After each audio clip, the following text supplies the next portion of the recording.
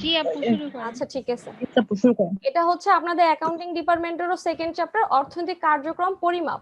আমরা ফার্স্ট চ্যাপ্টারে যেগুলো পড়েছি অর্থনৈতিক কার্যক্রম নিয়ে, আমাদের যে অর্থনৈতিক অবস্থান, সেই অর্থনৈতিক অবস্থাটার উপর ভিত্তি করেই যে আমাদের সার্বিক সামষ্টিক অর্থনীতির সার্বিক পরিচিতি, অনেক বইতে এক এক রকম, এক এক বইতে এক একটা জিনিস।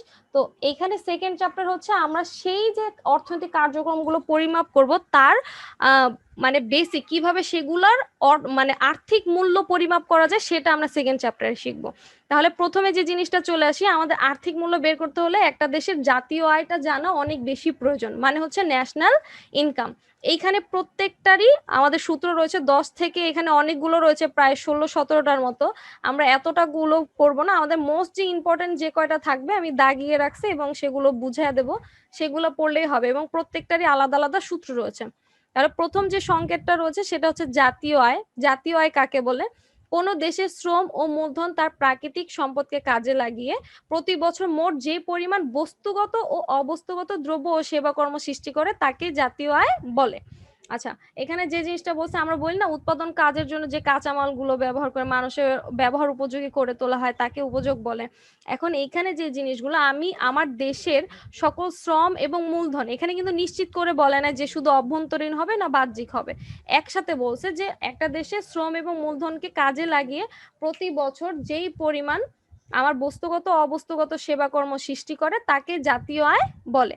তাহলে সেটা হচ্ছে জাতীয় আয়। এটাকে আমি আরেকটু যদি শর্ট করে বলি, অধ্যাপক স্যামুলসনসের মতে এবং লিপসির মতটা আমার বেশি ভালো লাগে।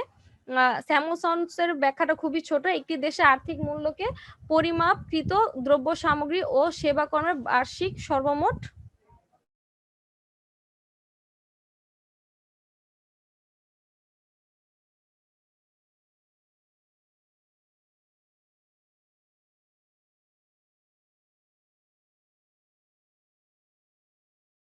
আচ্ছা আচ্ছা তারপর দেখো অধ্যাপক লিপসি যে কথা বলছে, জাতীয় আয় হলো কোনো দেশের কোনো একটি নির্দিষ্ট সময় মেয়াদের মধ্যে যে পরিমাণ দ্রব্য সামগ্রী ও সেবাকর্ম উৎপন্ন হয় তাদের বাজার মূল্য এবং ওই সময়ের মেয়াদের মধ্যে অর্জিত আয়ের সমষ্টিকে বোঝায়।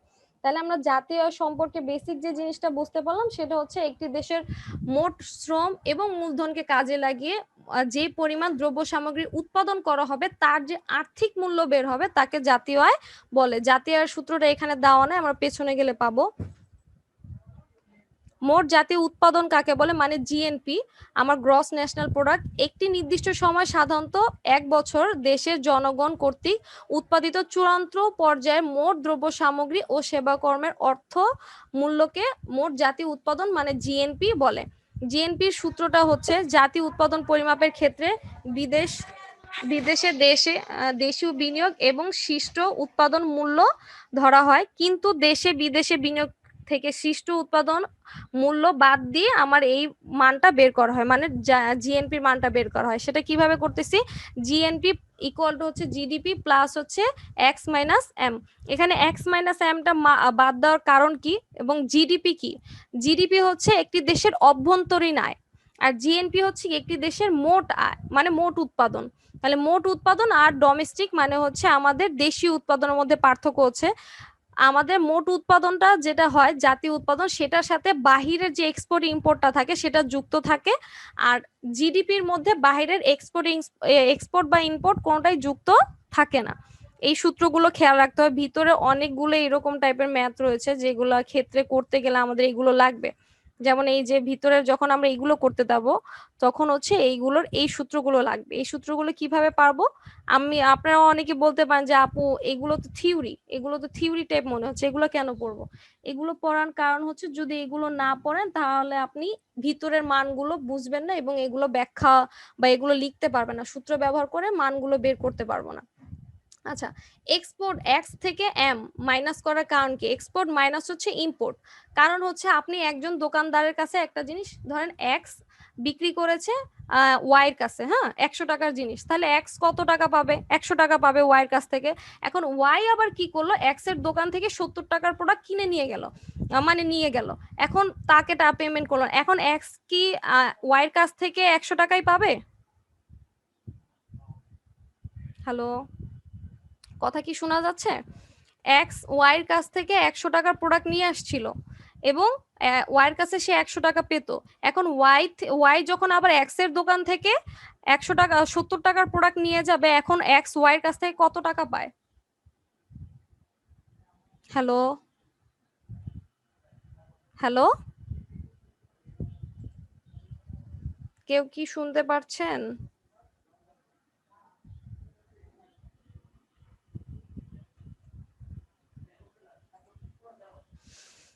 জি আপু। হ্যাঁ, কি বলছি বলেন। বলেন। আর এতক্ষণ পর আপনি রেসপন্স করলেন, বাকিরা সবাই কোথায় আমি কিছু বুঝতে পারতেছি না। অ্যাকাউন্টিং ডিপার্টমেন্টের এরকম অবস্থা, এটা তো আমার ধারণা ছিল না। আপু 30 টাকা, হ্যাঁ একজন অ্যান্সার করেছে, মাশাআল্লাহ, যাক এতক্ষণ পর রেসপন্স আসছে। 30 টাকা পাবে, কারণ হচ্ছে আমি কিন্তু এখন 100 টাকা পুরোপুরি তার কাছ থেকে পাই না। এখন আমি আয়টা ধরতে পারি শুধুমাত্র কত টাকা, 30 টাকা, কারণ আমি অলরেডি তার কাছে 100 টাকার জিনিস বিক্রি করলো, তার থেকে আবার কত 70 টাকার জিনিস নিয়ে আসছি। তা নিয়ে আসার কারণে আমার এক্সপোর্ট, যদিও আমি বাহিরে রপ্তানি করেছি, রপ্তানি থেকে আমার আয় হবে, কিন্তু আমি কিন্তু আবার বাহির থেকে আমদানিও করেছি, তাহলে আমি পুরো রপ্তানিটাকে আমার আয় হিসেবে ধরতে পারবো না। যখন রপ্তানি থেকে আমদানিটাকে মাইনাস করব, তখন যেই ফিগারটা থাকবে সেটাই আমি জিডিপির সাথে যোগ করলে আমার জিএনপি মান পাবো। ঠিক আছে। দেন হচ্ছে নিট জাতীয় উৎপাদন মানে হচ্ছে এনএনপি, নিট ন্যাশনাল প্রোডাক্ট, এটা ধরতে পারে আমাদের নিট আয়। আমরা আর্থিক বিবরণীতে নিট আয় বের করি না? নিট লাভটা কিভাবে বের করি, যে প্রথমে মোট লাভ থেকে আমার যে প্রত্যক্ষ ব্যয়গুলো সেটা মাইনাস করে, এবং পরবর্তীতে যে পরোক্ষগুলো থাকে সেগুলো মানে হচ্ছে ক্ষয়ক্ষতি, যেগুলো এক্সটার্নাল ভাবে হয়, অপ্রত্যাশিত ভাবে হয়, সেগুলো মাইনাস করলে আমি কি পাই, নিট পাই। তাহলে মোট জাতীয় উৎপাদন থেকে মূলধনের ক্ষয়ক্ষতিজনিত ব্যয় বা অবচয়জনিত ব্যয় বাদ দিলে যা অবশিষ্ট থাকে তাকে নিট জাতীয় উৎপাদন বলে। তাহলে মোট জাতীয়, এটাকে আরেকবার এভাবে বলা যায়, জিএনপি থেকে জাস্ট আমার ক্ষয়ক্ষতিজনিত ব্যয় বাদ দিলে আমি এনএনপি পাবো। তাহলে NNP equal to GNP minus ক্ষয়ক্ষতিজনিত ব্যয় বা অবচয়জনিত ব্যয়ও হতে পারে। এখানে আবার দেখো এই সূত্রটাকে আরেকটু বড় করে দিছে, জিএনপি মাইনাস হচ্ছে ক্ষয়ক্ষতিজনিত ব্যয়। তাহলে জিএনপি থেকে এই লাইনটা কিভাবে পেলো, C plus I plus G plus X minus M, এটা কি বলতে পারবেন? কারণ জিএনপি সূত্রটা ছিল কি জিডিপি প্লাস হচ্ছে এক্স মাইনাস এম, তাই না? জিডিপির সূত্রটা কি ছিল, X minus GDP, GNP equal to GDP plus X minus M.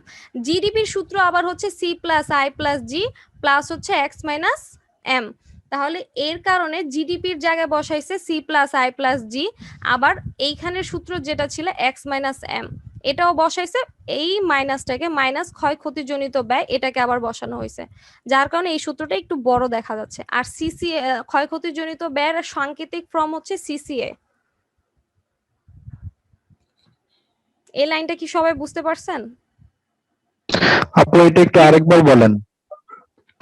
এই যে এখানে যে GDP plus X minus M, আগে যেটা বের করলাম জিএনপি, এটা বুঝলাম না আপু, এটার সাথে এটা সম্পর্ক কি? আচ্ছা, এটা তো দেশীয়, এটা তো নেই জাতীয় উৎপাদন, আর ওটা তো মোট। হুম, আচ্ছা আমি বলি, আমাদের জিডিপি বের করতে হলে, জিএনপি বের করতে হলে কাকে লাগতেছে, জিডিপি কে লাগতেছে, তাই না? জিএনপি বের করতে হলে কাকে লাগবে, জিডিপি কে লাগবে। তাহলে জিডিপির সূত্রটা হচ্ছে ভোগ যোগ বিনিয়োগ, ভোগ হচ্ছে সরকারি ব্যয়। এটা যারা ফার্স্ট চ্যাপ্টারে ক্লাস করছেন, ফার্স্ট চ্যাপ্টারে আমাদের সামষ্টিক অর্থনীতির যে চলক রয়েছে, চলক, তারপর হচ্ছে আমরা একটা মৌলিক মডেল করি, সামষ্টিক অর্থনীতির মডেল, সেটাতে এই সূত্রটা আছে সি প্লাস আই প্লাস জি, সেটা হচ্ছে জিডিপির সূত্র। মোট একটি দেশের মোট দেশীয় উৎপাদন বলতে দেশের ভৌগোলিক সীমারেখার মধ্যে উৎপাদিত সব ধরনের দ্রব্য সামগ্রীকে বোঝায়। এটাকে আরেকটু বিস্তারিত বলতে গেলে, একটি দেশের নির্দিষ্ট সময়, সাধারণত 1 বছর, দেশের অভ্যন্তরে উৎপাদিত চূড়ান্ত পর্যায়ের সকল দ্রব্য সামগ্রী ও সেবা কর্মের আর্থিক মূল্যকে মোট দেশীয় উৎপাদন বলে। এবং মোট দেশীয় মানে হচ্ছে জিডিপি, গ্রস ডোমেস্টিক প্রোডাক্টের সূত্র হচ্ছে সি প্লাস আই প্লাস জি, মানে হচ্ছে কনজিউম মানে ভোগ, ইনভেস্টমেন্ট মানে হচ্ছে আমার এখানে বিনিয়োগ, আই দ্বারা প্রকাশ করা হচ্ছে চলক, এবং জি হচ্ছে গভর্নমেন্ট কস্ট, যা হচ্ছে সরকারি ব্যয়, জি দ্বারা প্রকাশ করা হয়। তাহলে জিডিপির সূত্র কি সি প্লাস আই প্লাস জি। তাহলে আমি আবার জিএনপি বের করতে গেলে আমার কি লাগতেছে, জিডিপি। তাহলে এখানে জিডিপির জায়গায় আমি সি প্লাস আই প্লাস জি লিখলে কোনো ভুল হবে যদি ডিরেক্টলি জিডিপির মান না দেওয়া থাকে? বুঝতে পারছেন? জি না। জি ঠিক আছে আপু। হ্যাঁ, এখন জিএনপি বের করতে গেলে যদি জিডিপি লাগে, আবার এনএনপি বের করতে আবার কি লাগতেছে, জিএনপি লাগতেছে। এখন জিএনপির মধ্যে কে কে আছে, সি আছে, আই আছে, আর হচ্ছে জি রয়েছে, প্লাস হচ্ছে এক্স মাইনাস এম। আর এখান থেকেই যে ক্ষয়ক্ষতিজনিত ব্যয় মাইনাস ক্ষয়ক্ষতিজনিত ব্যয়। আবার এইখানে যদিও কথাই লিখছে, বাট ক্ষয়ক্ষতিজনিত ব্যয়ের আরেকটা চলক রয়েছে, সেটা হচ্ছে সিসিএ, সেটা আমরা পরবর্তীতে যে পাবো। এই সূত্রগুলো যা আমার এই সংকেত মানে সংজ্ঞা আর এই সূত্রগুলো আমাদের লাগবে, মাস্ট। আমরা বেশি না 10টা হয়তো এই চ্যাপ্টার মানে সেকেন্ড চ্যাপ্টারের মধ্যে 10টা লাগবে, 10 থেকে 12টা, এই কয়টা পড়লেই হয়ে যাবে। আচ্ছা, নেক্সট, এই চারটার মধ্যে কারো কোনো প্রবলেম রয়েছে, সূত্র বা সংজ্ঞার মধ্যে কোনটা বুঝতে অসুবিধা হয়েছে? কারণ জিএনপি, জিডিপি, এনএনপি এগুলো আমাদের বেসিক, এগুলো লাগবেই। এটা ক্লিয়ার? এই চারটার মধ্যে কারো কোনো প্রবলেম নাই?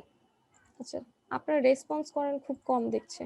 আচ্ছা দেখেন, নিট দেশীয় উৎপাদন মানে হচ্ছে নিট ডোমেস্টিক প্রোডাক্ট। একটু আগে আমরা যেটা করলাম এনএনপি, এটা হচ্ছে নিট ন্যাশনাল প্রোডাক্ট, মানে হচ্ছে মোট জিএনপির মতো কিছুটা। জিএনপির থেকে যদি আমি ক্ষয়ক্ষতিজনিত ব্যয় বাদ দিই, তাহলে আমি এনএনপি পাই। তাহলে যদি আমার এনডিপি হয়, এনডিপি মানে হচ্ছে কি নিট ডোমেস্টিক প্রোডাক্ট। তাহলে নিট ডোমেস্টিক প্রোডাক্ট বের করতে হলে সেম জিডিপির থেকেও আমার কি দিতে হবে, ক্ষয়ক্ষতিজনিত ব্যয় বাদ দিতে হবে, তাহলে আমি কি পাবো, এনডিপি পাবো। দেখেন, কোন নির্দিষ্ট সময় সাধারণত 1 বছর দেশের অভ্যন্তরে উৎপাদিত চূড়ান্ত পর্যায়ের সকল দ্রব্য সামগ্রী ও সেবা কর্মের আর্থিক মূল্য থেকে মূলধনের ক্ষয়ক্ষতিজনিত ব্যয় বাদ দিলে যা পাওয়া যায় তাকে নিট দেশীয় উৎপাদন এনডিপি বলে। এই যে এখানে দেখেন সংকেত হিসেবে লেখা হয়েছে ক্ষয়ক্ষতিজনিত ব্যয়কে মোট দেশীয় উৎপাদন থেকে জিডিপি মানে আপু জি বলেন। আপু এনডিপি আর এনএনপি কি সেম? না, দুইটা ভিন্ন, অফকোর্স ভিন্ন। কিভাবে সেম হলো স্যার? ওখানে আপনি জিএনপির থেকে সিসিএ বাদ দিলে আপনি এনএনপি পাচ্ছেন, আর এখানে আপনি জিডিপির থেকে সিসিএ বাদ দিলে এনএনডিপি পাচ্ছেন, তাই দুইটা ভিন্ন না?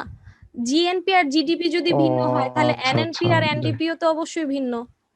আপনি ওখানে এনএনপি বুঝতে পারছিলেন, এনএনপি জি কাকে বলে? জি জি। আচ্ছা, ঠিক আছে। এখন চলে আসে আমাদের মোস্ট, এই জিনিসটা আপনাদের এক্সামে অনেক আসে, যদিও এগুলো আমাদের জানতে হবে যেহেতু আমরা কমার্সের student. GNP, NNP, NDP, NI এগুলো আমাদের জানতে হবে, বাট এক্সামের জন্য ইম্পর্টেন্ট জিনিস হচ্ছে আর্থিক জাতীয় আয়, মানে হচ্ছে এইখানে যেই জিনিসটা আমাদের নামিক জিএনপি নামে অনেকে পরিচিত, নামিক জিএনপি অথবা আর্থিক জিএনপি। তো ওকে, তাহলে আর্থিক জিএনপি বা নামিক জিএনপি কাকে বলে জিনিসটা একটু দেখি। একটি দেশে একটি নির্দিষ্ট সময় সাধারণত 1 বছরে বিভিন্ন ক্ষেত্রে যে পরিমাণ দ্রব্য ও সেবা সমূহ উৎপাদিত হয় তাকে সেই সময়ের চলতি বাজার দাম দ্বারা পরিমাপ করলে যে মোট আর্থিক মূল্য পাওয়া যায় তাকে চলতি দামে জিএনপি বা আর্থিক জিএনপি বলে। আচ্ছা, এই জিনিসটা হচ্ছে আরো ক্লিয়ার হবে যদি আমি নিচেরটা পড়ি। এটা কি ছিল, আর্থিক জিএনপি, যেখানে কি একটা দেশে নির্দিষ্ট সময়ে ও ওই যে পরিমাণ দ্রব্য সামগ্রী উৎপাদিত হয় তাকে সেই সময়ের চলতি বাজার দামে বিক্রি করা হয়, তখন তাকে আর চলতি জিএনপি বলে বা আর্থিক জিএনপি বলে বা নামিক জিএনপি বলে। এখন প্রকৃত জিএনপি কাকে বলে? কোন নির্দিষ্ট সময়ে উৎপাদিত দ্রব্য ও সেবার মোট মূল্য যখন চলতি বাজার দামের পরিবর্তে ভিত্তি বাজার মূল্যে হিসাব করে বিক্রি করা হয় বা তখন মানে বিক্রয় বা সেটাকে পরিবর্তন করা হয়, তখন তাকে প্রকৃত জাতীয় আয় বা প্রকৃত জাতীয় উৎপাদন বা রিয়েল জিএনপি বলে, প্রকৃত জিএনপি বলে। এটাকে একটু সহজ করে বলি, এইখানে যেটা রয়েছে আমরা আর্থিক জিএনপিটা হচ্ছে তুমি যদি 2020 সালে, ধরো 2020 সালে না, 2018 সালে একটা প্রোডাক্ট উৎপাদন করছো, সেই প্রোডাক্টটাকে 2020 সালে বিক্রি করতে আসছো। তুমি যখন 2018 সালে প্রোডাক্ট উৎপাদন করছো, তার কাঁচামালের দাম 2020 সালের কাঁচামালের দামের মতো কি হবে? সেখানে 2018 সালের কাঁচামালের দাম অবশ্যই 2020 সালের কাঁচামালের দামের থেকে কি হবে, কম হবে। এখন দেখা যাচ্ছে তাহলে তোমার যে মোট খরচ সেটাও কিন্তু কম, কিন্তু তুমি যখন 2020 সালে প্রোডাক্টটাকে একই যে প্রোডাক্ট উৎপাদন করেছিলে 2018 সালে সেই প্রোডাক্টটাকে যদি 2020 সালে বিক্রি করো তাহলে দেখা যাবে কি যে তোমার ওই প্রোডাক্টের দামটা 2020 সালে প্রোডাক্টের দাম অনুযায়ী তুমি যদি রাখো তাহলে কি সেটা তুলনামূলক বেশি হবে। আর প্রকৃত জিএনপি হচ্ছে তুমি 2018 সালে প্রোডাক্ট উৎপাদন করেছো, তুমি 2018 সালের মোট দাম অনুযায়ী তুমি বাজারে 2020 সালে বিক্রি করতেছো, তার মানে বোঝা যাচ্ছে কি মানে যেই দামটা ছিল সেই দামেই আমি বিক্রি করতেছি 2020 সালে এসে, কারণ আমার উৎপাদনটা তো এই বছরের না, উৎপাদনটা কত বছরের 2018 সালের, তাহলে 18 সালটা হচ্ছে আমার ভিত্তি বছর আর চলতি বছরটা হচ্ছে কি 2020। আপু নেটে প্রবলেম বোঝা যায় না, আচ্ছা কেউ কি বুঝেন না? আমার তো মনে হয় আপনাদের সবার নেটেই প্রবলেম, নাইলে আমার নেটেই পুরো প্রবলেম, কারো রেসপন্স পাই না। আপু ঠিক আছে তো? আপনারা বুঝেন নাকি বুঝেন না আমি তো বুঝি না, কোনো রেসপন্স নাই, কোনো সাউন্ড নাই, কোনো পড়তে আসেন নাকি নাই সেটাই তো বুঝি না। ম্যাম 2020 সালে তো দাম কমে যাবে না, কিভাবে দাম কমে ম্যাম? 2018 সালে একটা জিনিসের দাম যা ছিল 2020 সালে কি তা আছে? দাম আস্তে আস্তে কি বাড়ে, দাম জি আস্তে আস্তে কি কমে? আপনাদের নেটওয়ার্ক তাহলে রেসপন্স করেন না কেন? আপনারা কি সব মানে রেসপন্স করেন না? রেসপন্স করবেন ক্লাসে, তাহলে বুঝবো যে অ্যাটলিস্ট কোথায় সমস্যা, কোনটা বুঝেন নাই, কতটুকু বুঝেন নাই। আপু আসলে মেইন সমস্যাটা কি বলি আপু, অন্যান্য টিচারদের ক্লাসে কি টিচাররা বলে তোমার লিখে লিখে কোশ্চেন করবা, লিখে লিখে রেসপন্স করবা, সো সেই অভ্যাসটা আপু। ও তা তো জানি না, তোমাদের সাথে আমার ক্লাস কি এই প্রথম অ্যাকাউন্টিং ডিপার্টমেন্টের, তাই না? হ্যাঁ মেবি তার জন্য আমি তো এভাবে ক্লাস নেই না। আচ্ছা যাই হোক, আমি যা যা বুঝাইছি তোমরা কি বুঝতে পারছো? যতটুকু হয়তো 30 বাজে তোমাদের হয়তো এক্সাম, আমি হয়তো সামথিং কয়েকটা পয়েন্ট 6টা পয়েন্টই বুঝাইতে পারছি, 6 থেকে 7টা। এগুলোর আবার সূত্র রয়েছে, আরো বিস্তারিত আলোচনা রয়েছে নেক্সট ক্লাসে। যদি আমার ক্লাস পড়ে তাহলে আমি বাকিগুলো হয়তো সলভ করাবো, আর যদি না পড়ে তাহলে তা আসাদ ভাই তোমাদের ক্লাস নিবে। আপু আপনার ক্লাসেই যাই, অ্যাকাউন্টিং ডিপার্টমেন্ট আপনার ক্লাসেই যাই আপু। এইভাবে আপনার থেকে আপনার ক্লাসগুলো ভালো বুঝি আপু।